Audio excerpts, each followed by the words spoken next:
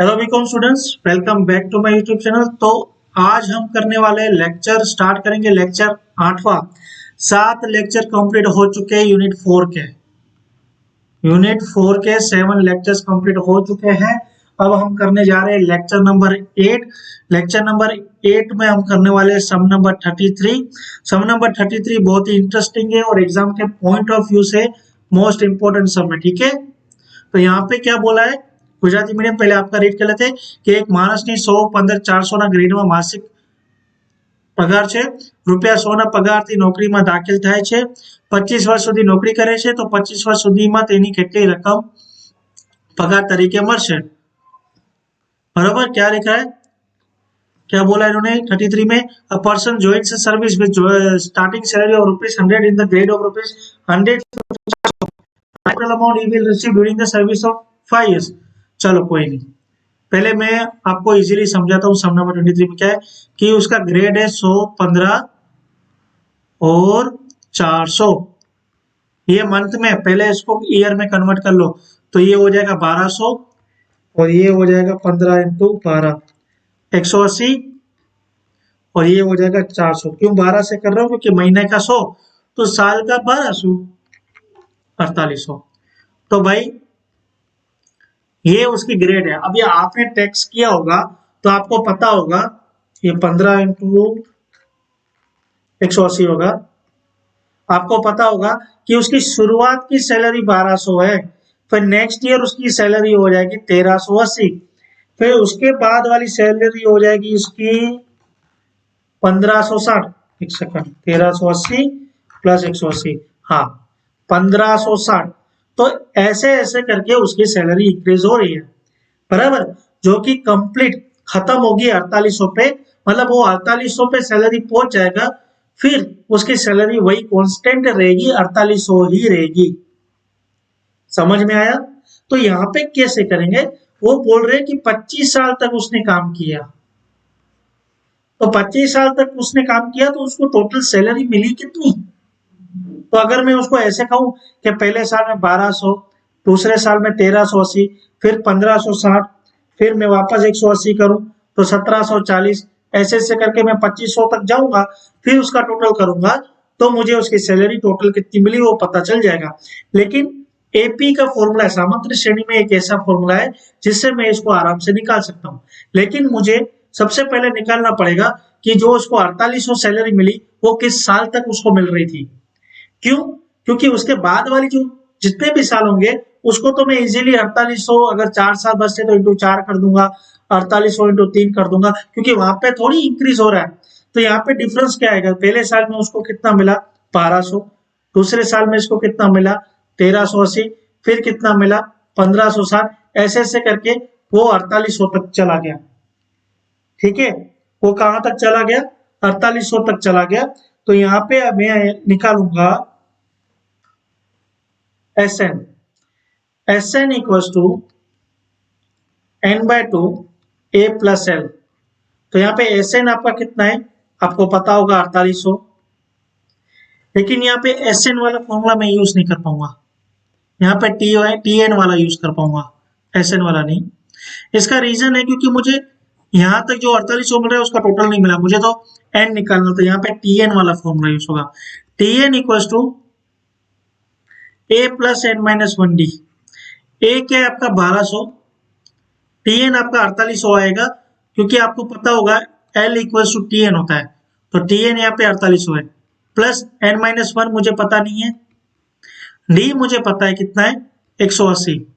तो 4800, 1200 वहां ले लेता हूं मैं, क्या हो जाएगा 4800 में से 1200 जाएगा और ये 180 n-180 हो जाएगा। 4800 में से 1200 गया तो बचा 3600 = 180 n-180। 180 वहां का जाएगा तो प्लस का हो जाएगा, प्लस 180 n-180 = 180 n। तो 3600 + 180 कितना हो जाएगा 3780। अब ये 180 नीचे लेके आऊंगा मैं, तो ये हो जाएगा 3780 / 180 = n। तो 3780 को डिवाइड बाय 180 कर दो तो n = 21। मतलब जो ये ग्रेड में उसकी सैलरी इंक्रीज हो रही थी वो 21 साल तक होती रहेगी, मुझे यही चाहिए था कि ये जो इसकी ग्रेड में सैलरी हो रही है कितने साल तक इंक्रीज हो रही है, समझ में आया, जिससे मुझे नंबर ऑफ ईयर्स पता चले। क्यों, अभी और आपको समझा रहा हूँ। मतलब 21 साल तक उसकी सैलरी इंक्रीज हो रही थी, कैसे, एपी में, एपी मतलब समग्र श्रेणी में हो रही थी, मतलब डिफरेंस इसका था वो 180 डिफरेंस जो था इक्वल था।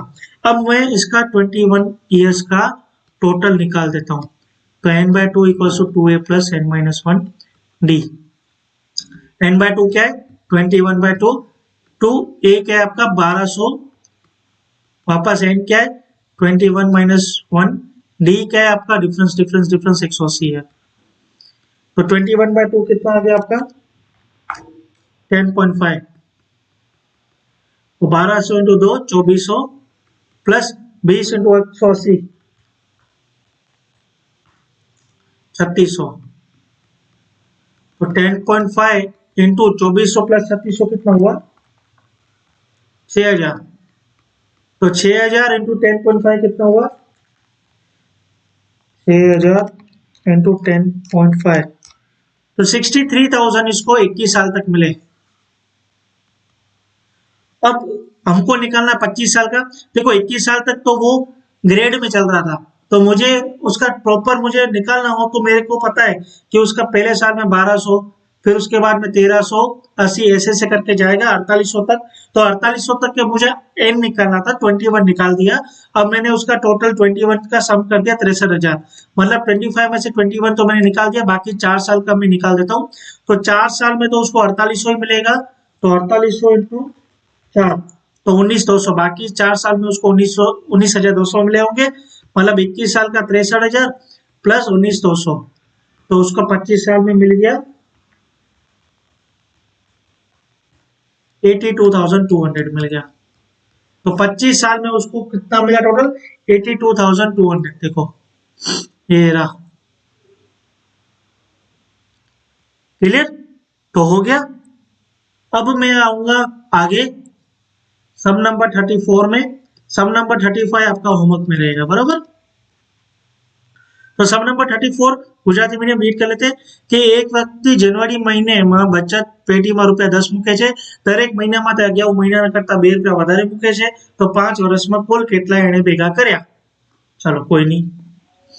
क्या person puts ₹10 in saving box in January and every month, वो हर महीने 2-2 रुपया ज्यादा कर रहा था, तो 5 साल में उसने कितना जमा किया। तो चलो स्टार्ट करते हैं। भाई जनवरी में उसने 10 रुपए, फरवरी में उसने 12 किए होंगे, फिर मार्च में उसने 14 किए होंगे, अप्रैल में उसने कितने किए होंगे 16। तो यहाँ पे a इक्वल टू 10 है और d इक्वल टू आपका 2 है, और निकालना क्या है 60। कैसे 60, 5 साल के लिए ना, तो 5 साल मतलब अगर ये महीने में अगर 2-2 रुपए इंक्रीज कर रहा है तो उनको आंसर भी महीने में निकालना चाहिए। तो 5 साल इंटू 12 मतलब एक साल में 12 महीने, तो 5 इंटू 12 मतलब 60। तो मैं S60 निकालता हूं, तो ये हो गया n/2 2a plus n-1 d। तो n/2 मतलब 60/2 तो 30 हो गया। 2a मतलब 2 इंटू 10 मतलब हो गया 2 इंटू 10 20, n-1 60 माइनस 1 कितना हो गया 59, तो 59 इंटू डिफरेंस कितना है 2, तो ये हो गया 30, 20 प्लस 59 इंटू 2 118, तो 118 प्लस 20 कितना हो गया 138, तो 30 इंटू 138 कितना हुआ, तो 5 साल में वो 4,140 रुपीज इकट्ठा कर पाएगा।